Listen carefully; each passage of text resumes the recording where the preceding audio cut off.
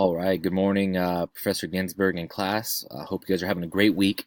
Um, so today I'll be going over academic language and differentiating instruction within physical education. So the first text I'll be talking about is going to be academic conversations. Um, I think the authors did a great job going over kind of the effective conversation task and what that kind of looks like. So one of my favorite points that this chapter makes was building on opportunities to transfer old knowledge and skills. So within physical education, we're consistently doing this all the time. And so when we create our unit, if maybe we're doing a badminton unit, and that'll be kind of a setup for maybe our tennis unit. Or if we're doing a unit on basketball, maybe we'll do a unit outside that has to do with maybe implementing the use of balls to get them ready for the basketball unit. So we're consistently trying to kind of build on that that knowledge that they have already, and then getting to more advanced sports or activities that they can participate in.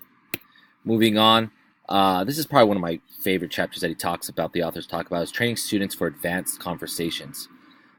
So train students in different types of academic conversations, train students to take conversation to more academic levels. So we're consistently, even before we get into a unit within physical education, we're training our students in the use of academic language, such as a drop shot, clear shot, a smash shot. Right now we're in our swim unit, so a lot of the students are using language such as the backstroke or the breaststroke or streamlining. These are the types of academic language that we want our students to consistently be using, not even outside of the sport, but most importantly while they're in the sport. Are they using those academic language that we want? Are they just saying, "Oh, I did a hit"? No, what kind of hit was it? We want them to consistently be using that form of academic language.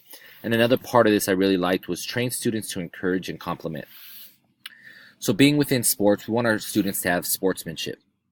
And so we're consistently having them say, "We want you to say, 'Good job, you did a great job.'"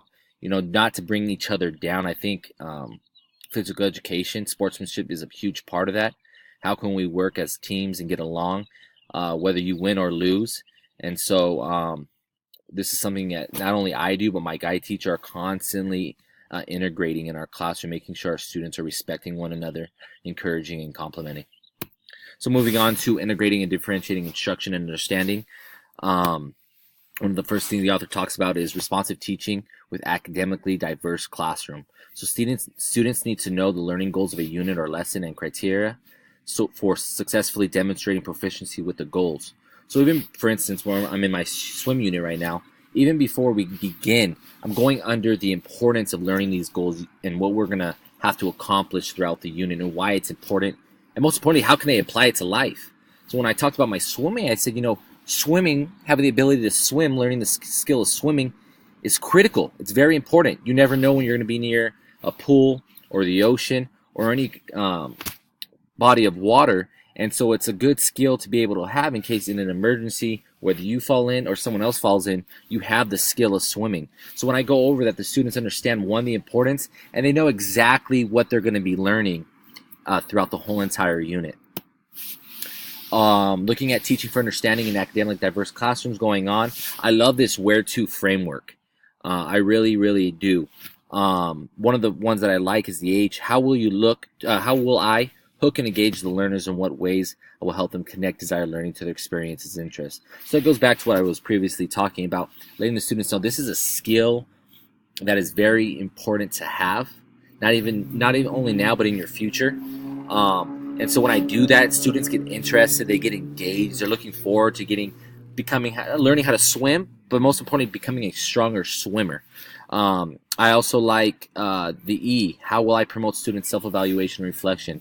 So my students have opportunities once a week to reflect in a written response online on Google Classroom on their progression throughout the week. Are they getting better? Are they staying stagnant? And why? Why are they maybe staying stagnant? What do they need to do to progress?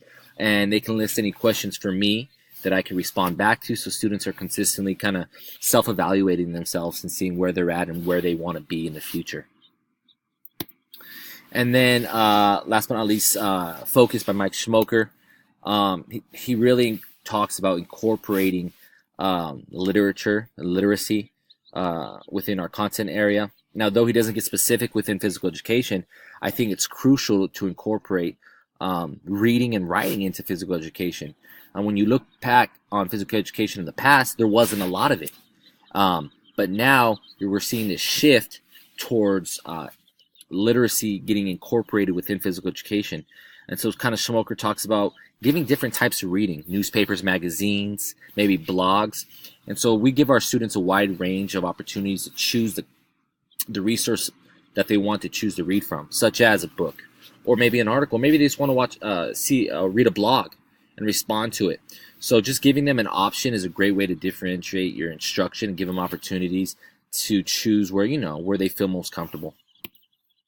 And then radically reconceiving standards in language arts. So kind of having an idea, what are the number of common books and readings per course, the purpose of teaching, the common reading, and the number and length of papers. So we do have a list of how much we want our students to read, but most importantly, is the reading resources, are they engaging? Is it something that the students are going to be interested in and engage in? And so though a lot of our students are reading, and when they respond, though we don't grade it, we are correcting their grammar, we're correcting their vocabulary so that they get some form of consistency in all their classes. I remember when I first got my class, there was a lot of grammatical errors, a lot of them. And so through actually fixing them, I saw that a lot of my students were improving within their grammar throughout the weeks progressed, and they started to recognize these were the mistakes that we're consistently making, and they were fixing those mistakes. And so I think it really is critical to incorporate some form of literacy within every content area. And then Schmoker goes on to teaching vocabulary, which I think is huge.